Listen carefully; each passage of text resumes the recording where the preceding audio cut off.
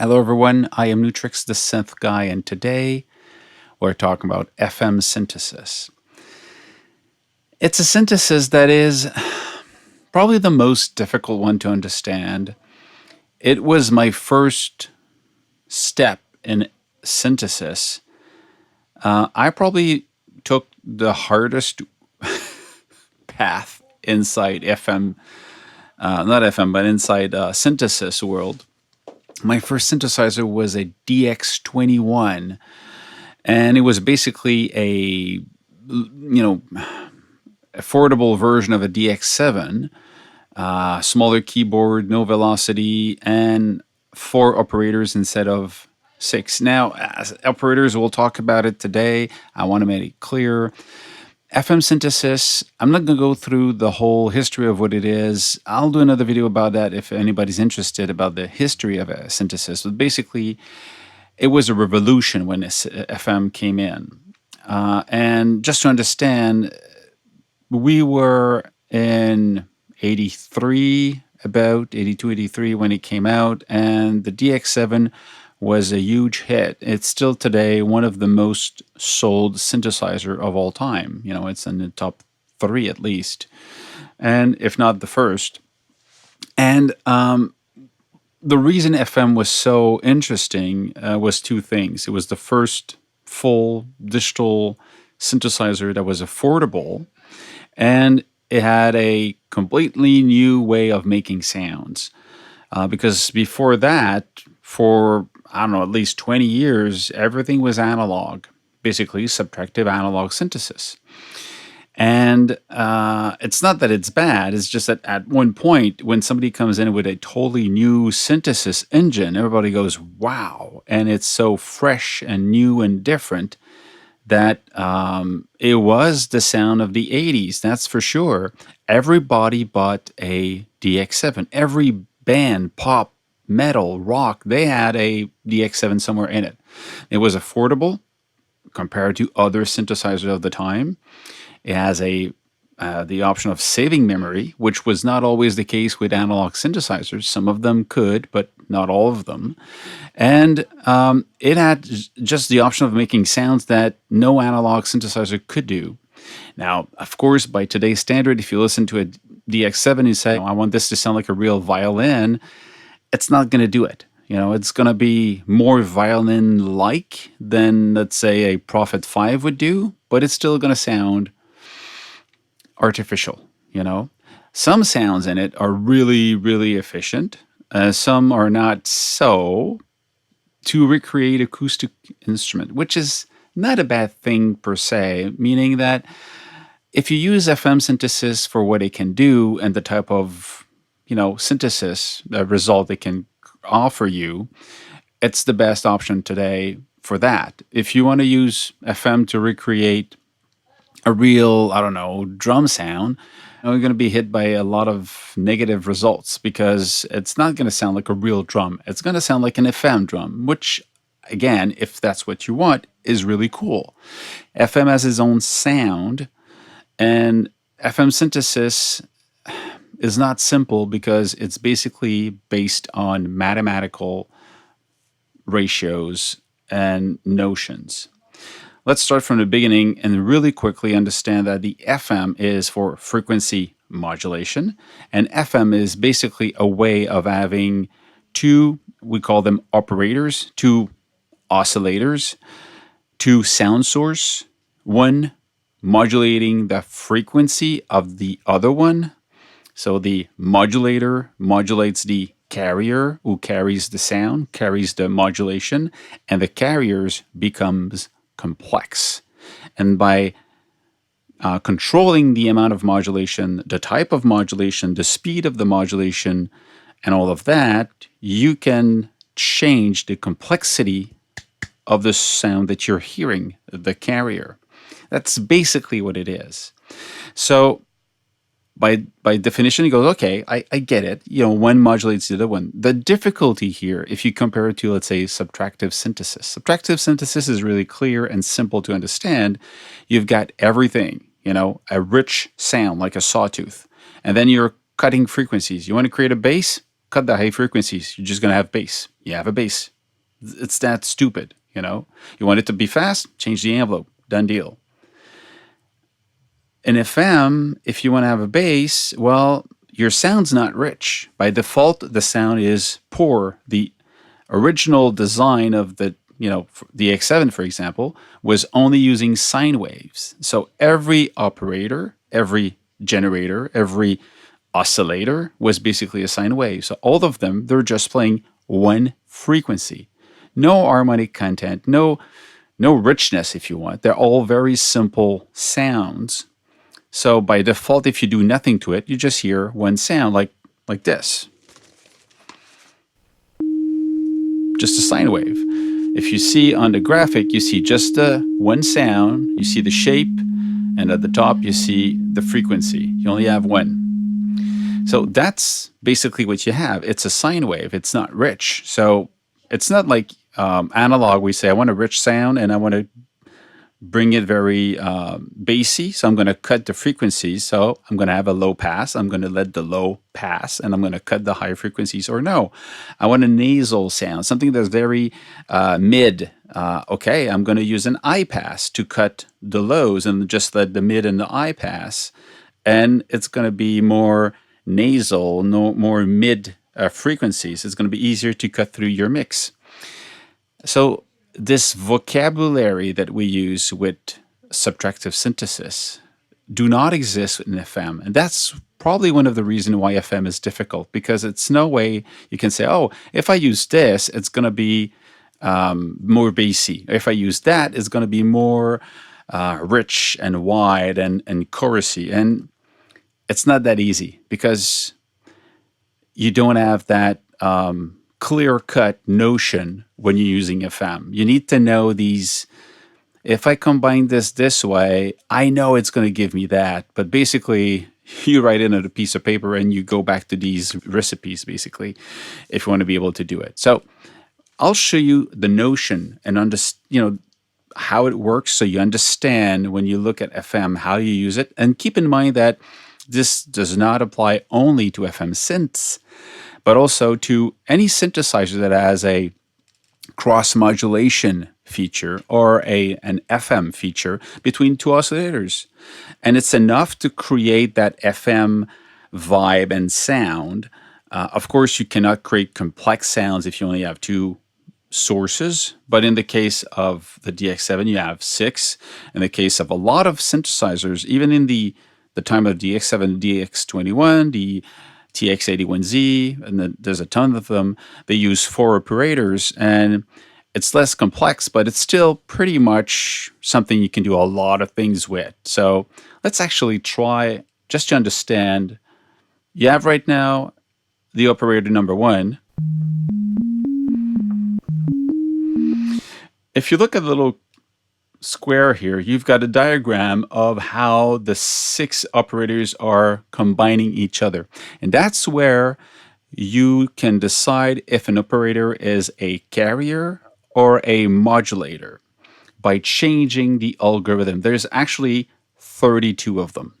The last one, number 32, all of them are just carriers. So there's no modulation in this one. So you basically have a sound made of 6 different sine wave.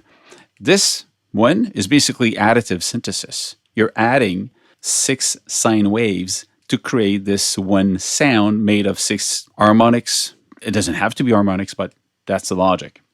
So this one is basically additive synthesis. Whereas this one, you have 5 of them. The last one being modulated. Let's go back to the first one. First one, you basically, if I listen to this and I turn them on, I will hear 2 oscillators, the 1 and the 3.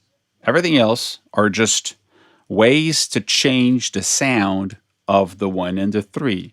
So if I turn off, I'm going to turn off these, and I only have operator 1 and operator 2. So 1 is the carrier, that's the one I hear, and 2 is the one modulating the 1. If I bring the volume up of the operator, keep in mind that one operator is a source, a sine wave. It could be something else, but let's stay with the original basics. And you have the pitch control. So is it a ratio? Is it fixed? Is it following keys if you want?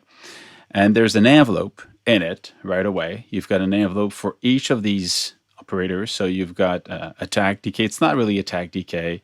It's a little bit more complex, but you've got basically the same logic of attack, decay, sustain, release if you want. It's rate and level, but it's the same logic as how fast you're going to go to this level and how fast you're going to go to that level. This, compared to attack, decay, sustain, release, is more complex, which is interesting because keep in mind that this, when it's the envelope of operator number 2, or any operator that is a modulator, it becomes a timbre envelope. It's like if this was the filter envelope. That's what it is. Let's bring it down to just being inactive. I want it to be not changing anything, so I will hear just the volume. So I take the operator number 2 and I bring it up in volume. Listen to the sound.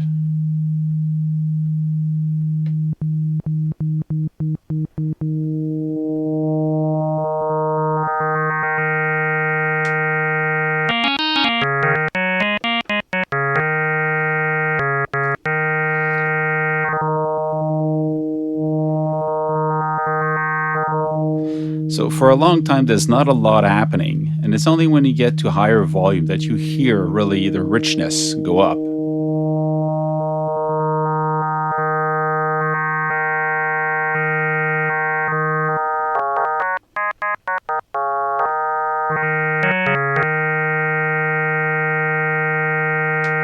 So on paper, they say that this is a sawtooth, which is not, Look at the shape, it's not a sawtooth. Look at the content, it's not a sawtooth. Keep in mind that the real analog sawtooth would be all the harmonics, odd and even, going from the fundamental to, depending on how far it goes, and each of them will be just going lower in volume, each of them in presence. In this case, you see it goes down, up, so it's not a real sawtooth.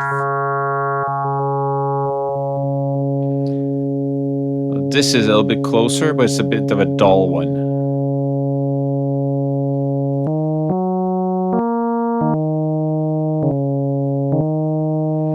But you can create a really cool square wave. If you take the operator number 2, bring it up one number up, ratio of 2. So it's actually basically an octave higher than the operator number 1. And you bring that down to 74 about. Look at the graphic here. You see that this is almost squarish, And I can push it a little bit further. If I make the operator number 2 more chaotic, more noisy, it will flatline this top of the square. So I'm going to actually go in and take algorithm number 2, whereas the operator number 2 in this one, you see the graphic here, has a feedback. So that's a feature that is pretty cool in FM, and meaning that in this case, operator number 2 will auto-modulate itself. It will feed the output back into itself, so it will modulate its own sound, and it will become a noise, basically. And now it becomes noisier. It will be affecting in a more complex way the first one, which is only modulated by 74, I would say, percent or volume. So listen to this. I bring the feedback up. Look at my graphic here. It's a lot more stable. Look at my graphic here. It's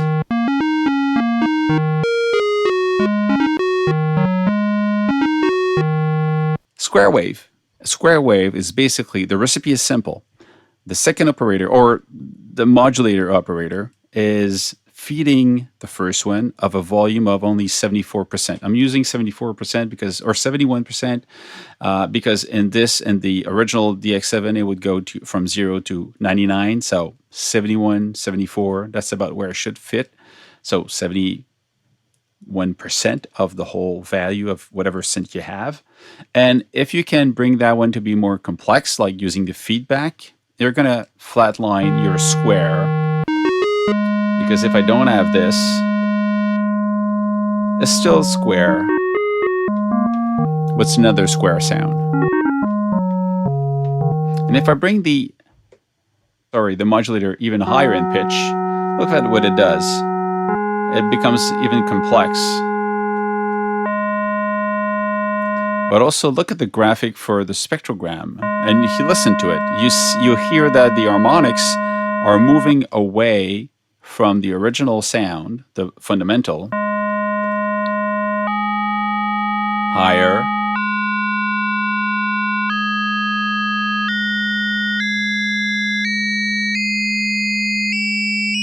the fundamental is always the same place.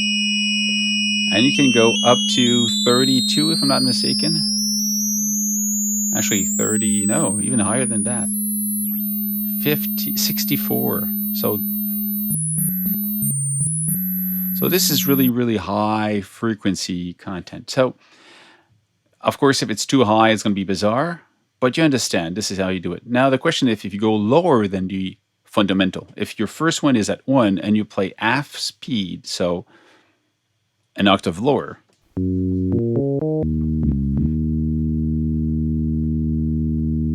that is one of the best tips to create some of the bass or even keys.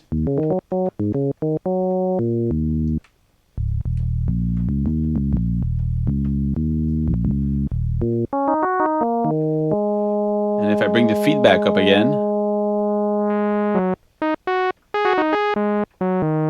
if I go another octave lower, and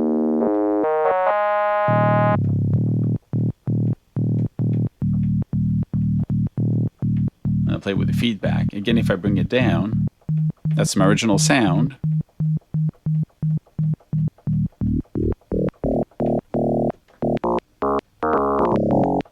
A lot of keys,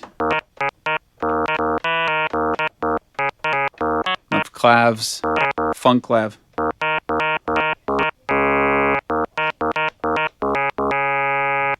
Can be done with this. So these are really quick tips to create stuff that are really interesting. The fact that you can go lower creates more, I would say, more bassy sound, of course. But don't go to the max. Think of it like a filter. You don't always open the filter to the maximum with the maximum resonance. Sometimes that's what you do, but often you play so you control it. Now, we haven't played with the envelope. Let's just go with the envelope of the operator number 2, and let's actually just give it a movement of it going, it goes down. Or the other way.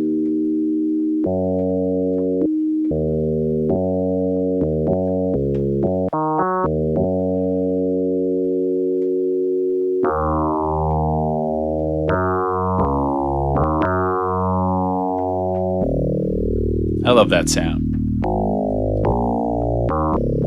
That is one of the sound I like in FM. It's just like, whoa, whoa. It has that, and you cannot do that sound easily with something else than FM. Again, if we bring it down a little bit and bring some of the feedback on,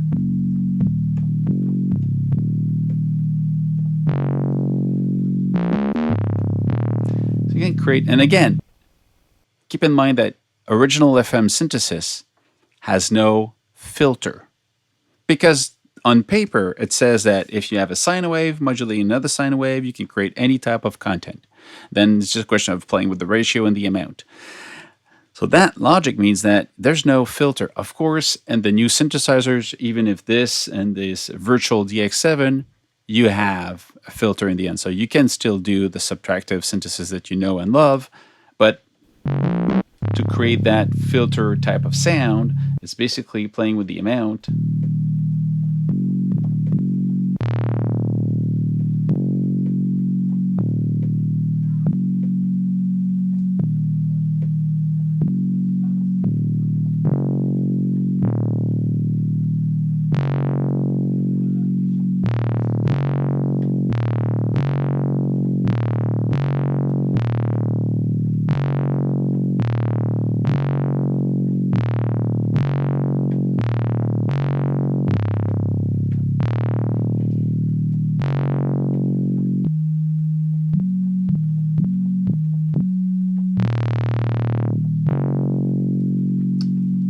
the envelope is really flexible here.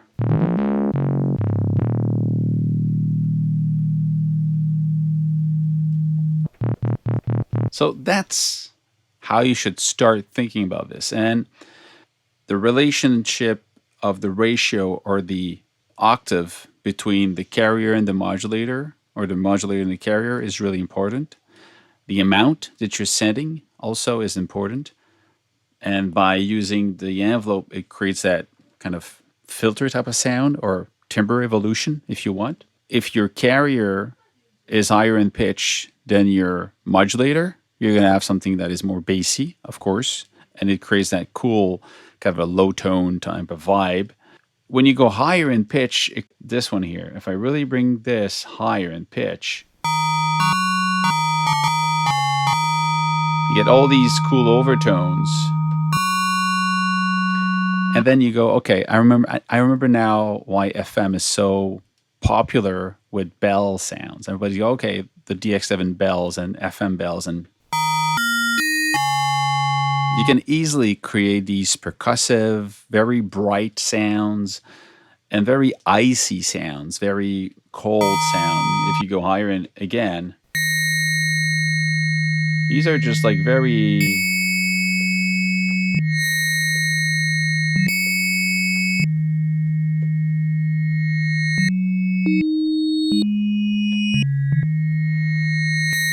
I'm just playing with the amount of how much is going to come in, but the harmonics are really high in pitch, so you get that very cold type of sound.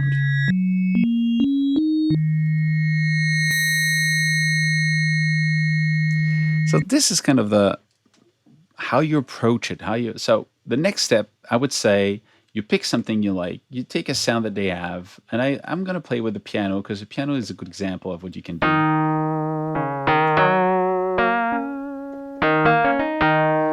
It's not bad. Of course, not a real piano, but that's in the piano type of family of sounds. But let's try something. If you look at the arpeggiator here, the algorithm here, you have 2, which is modulating 1, 3, which has a feedback on it, 4 is also modulating 1, but there's 5 and 6 cascading one into the other before going into 4. So let's actually turn off these and just listen to 2.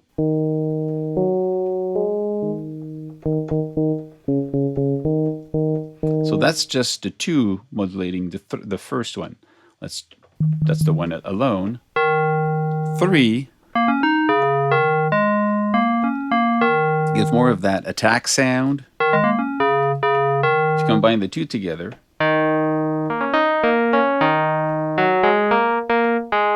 so you've got that cool kind of vibe to it. Let's try the 4th one. You have the hammer type of sound. You're hitting. And this is more like a road type of sound. Actually, I could turn off the 2 other ones and just keep that.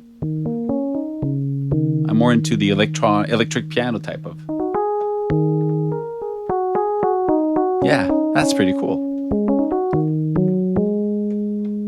I'll turn it back on and ask for less.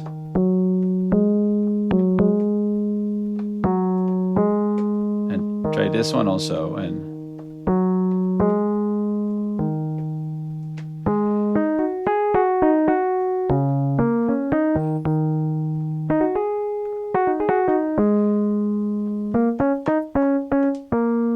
pretty fun. Experiment with it now and play with it. One thing that you have to check also, which is interesting, is in the oscillator section or in the operator section, you have a choice of ratio or fixed. A ratio basically means that as you go up the keys, it's going to follow the keys. So it's going to be, key following, which is what you have in normal synthesizer. And 4, which is basically your 4 octave higher. So the pitch is higher. But you can also select fixed, and then now it's not following the keys, and it's a fixed value in hertz. So you can really say this is how much I want, and it's always that value. So it doesn't follow the keys. It doesn't go faster in the high frequencies and softer in the low frequencies.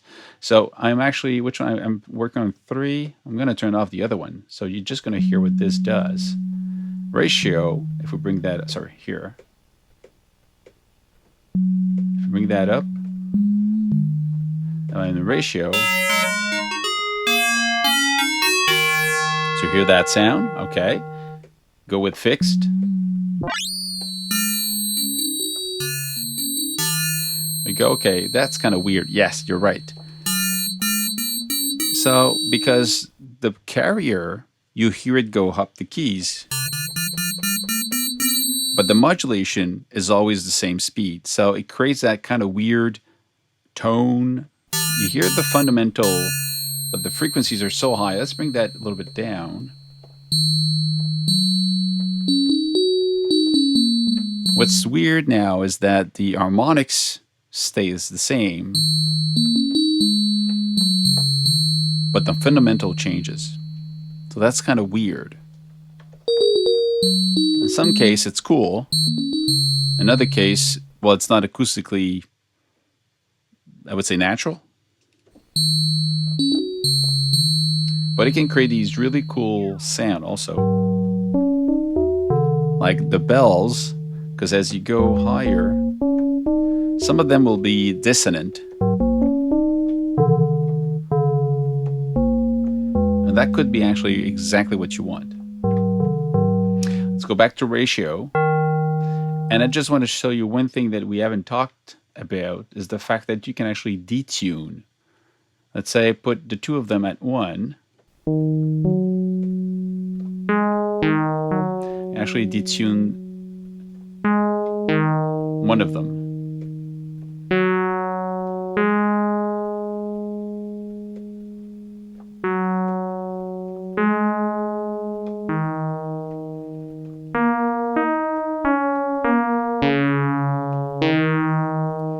It creates that kind of cool vibrator.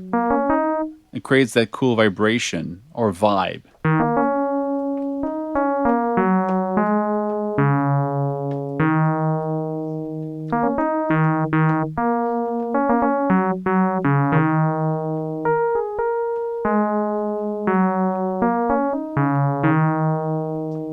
These concepts are the one you're going to use with FM. So the ratio between the 2 of them, if it's out of tune, you're going to create a little vibe type of chorus if you want type of sound, or vibrato depending on where you use it. If you tune it very high, it becomes just really high harmonic content to it. If you don't want it to be harmonic, you can actually also detune here, this thing here. Instead of being 1, it's 1 and something else. You create these weird, let's go back to 0 for this one.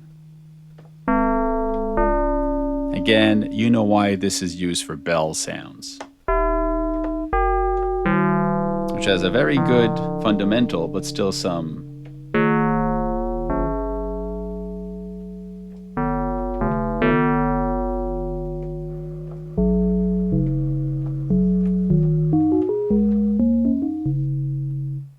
some people say that FM has a cold sound, and I would actually agree with that. It's easy to create these icy type of tones and pads, but the bass can be really cool. I personally like the type of distortion you can make with it by the fact that, let's say in this case again, the 3rd one, I want to use feedback on it, and this becomes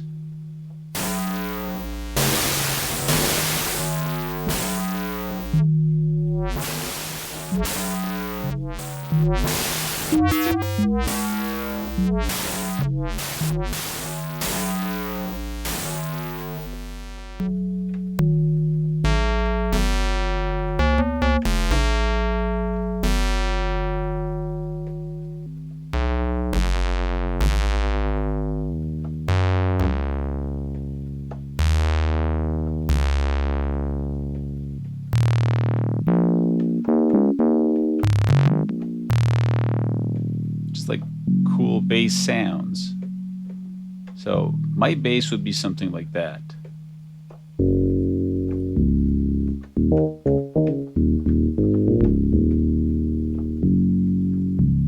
this one would actually go faster.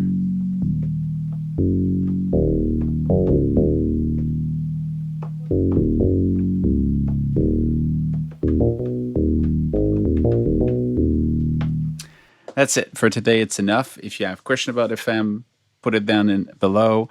This is basically using two of them. Next time we talk about FM, maybe I'll talk more about how do you approach the fact that you're using 6 of them at the same time. How do you break it down so it's actually useful? Because most people, what they do, they just pick a sound like the piano and then they play around saying, okay. They just switch algorithms until they go.